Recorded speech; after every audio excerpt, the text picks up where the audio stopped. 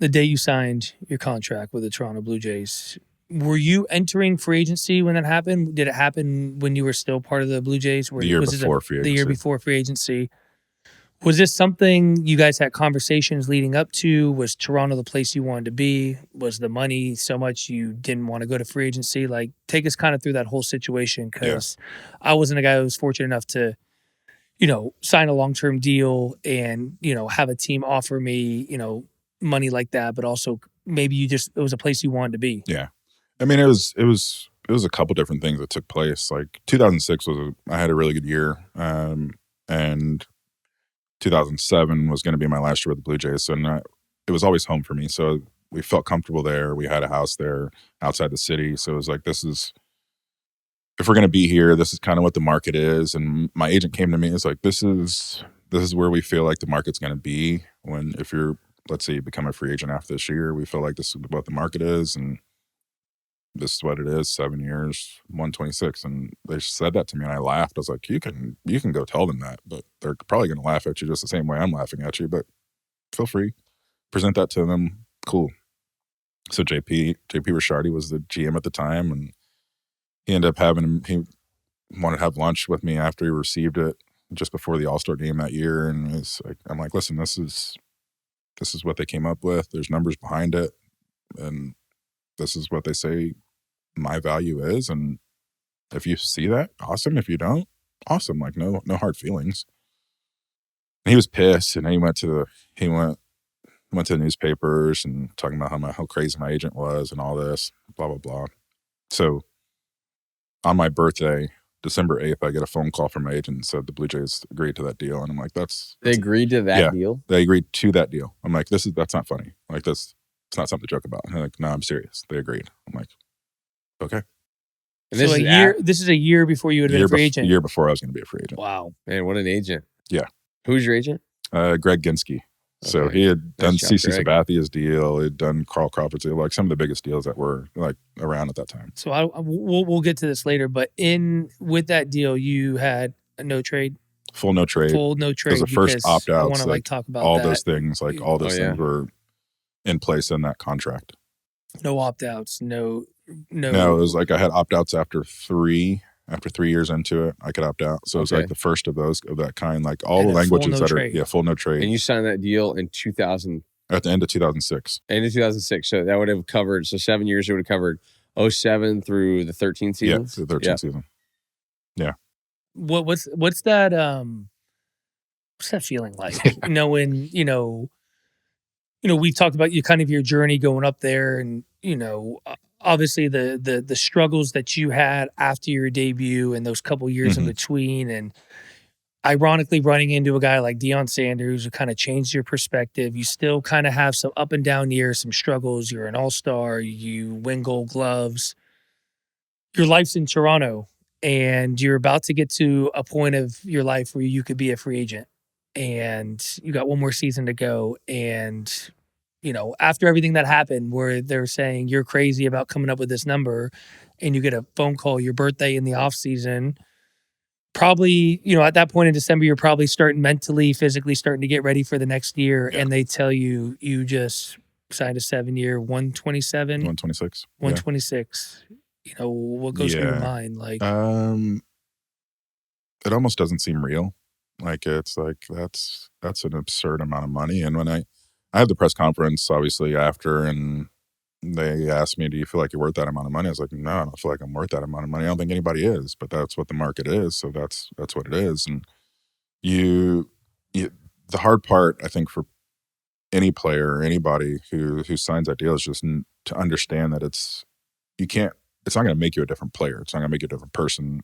It's in the way our system is set up to where you have to put in 5-6 years to be able to have an opportunity to make that type of money on turf, plus the minor leagues. Like, you've now put wear and tear on your body. Mm-hmm. The expectation of still doing that, you fully intend to, like, but is it realistic? Not necessarily, especially if you're not using drugs that are going to help you prolong that career that you've had. So for me, it was battling that part of it early on. It's like, okay, don't put any undue pressure on yourself, because the number's a number. It is what it is. You just got to go out and play the game. Yeah. How do you not, as a human, not put added pressure in? Do you feel like that's something you kind of talked about not wanting to do that, but do you feel like deep down in there somewhere you felt like you always had to kind of live up to that? Like it changed the way that you kind of viewed yourself as a player? Early you were on. attached to a dollar figure as opposed to early on in your career. Maybe that dollar figure, you're still attached to a dollar figure, but it's much less. It's much less. And the outside perspective changes, like kind of what the expectation of who you are. Mm-hmm. They expect you to get better because you're making more money. It's like, no, like there were years within those first 5 years where I wasn't that good. It was just because I was a normal person. Like I wasn't genetically enhanced. I was just really good at times, and I was a human at times. Like you're going to struggle. You're going to have those moments. And for me, signing that deal, going into the next season, and there's different injuries that you play through that you probably shouldn't play through, especially when it comes to wrists and shoulders and things like that. But I was like, you know what?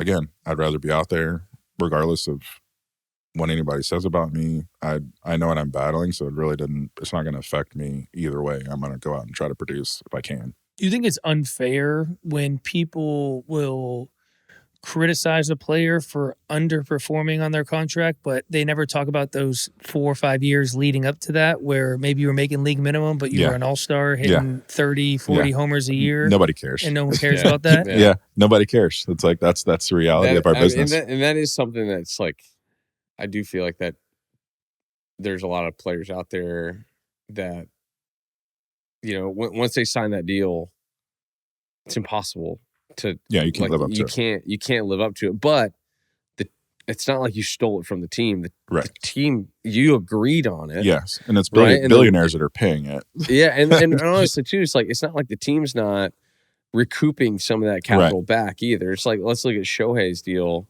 Obviously, like Shohei is still, he's 2-time MVP since signed that deal, but that's $70 million a year. The Dodgers are making a pretty good chunk of change off of just Shohei being the figure that he is. Yeah. And I feel like the economics of the game have changed so much now where like those contracts, well, he's an outlier, but those contracts now are like my deal is like down here now in comparison. But at that time we were setting the market of what things were. And was that the largest deal in Toronto Blue Jays? I think it was franchise history at the time. The longest and the biggest at that time. Yeah, because that's something too that very few players, and I think too, when you look at markets and you look at free agent cycles or guys signing these pre-arb deals or whatever, there's such a conundrum there for the player because say you take a guy like a generational type player like a Lindor, right? Like we had him. Mm-hmm. I was teammates with him in Cleveland. Unbelievable player, right? Like face of a franchise. Obviously, teams now, they're trying to sign that guy early. Yeah. Right? The reason is because they're like, man, like I don't want to have to pay him later. And we want him here long term, right? He's a great player. City loves him. He's great, all these things. But, and I know that guy is like, man, like X dollars at this point, even though I might be shortchanging myself.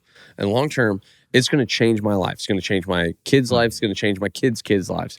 But there's also an aspect there too that there's other players that are impacted by what he does. So like Lindor, by him waiting and signing that big deal with the Mets when he got traded over, he moved the needle in that market. He changed it for like the next guy that's coming up now is Connor Griffin with Pittsburgh. Like that guy, he hasn't played a day in the big leagues yet, but he moved it for Trey Turner, but like other guys, like he's going to benefit from what guys like Lindor and the guys A-Rod and like the guys that came before him did. Yeah. And so hopefully those guys in return do that same thing for the next generation.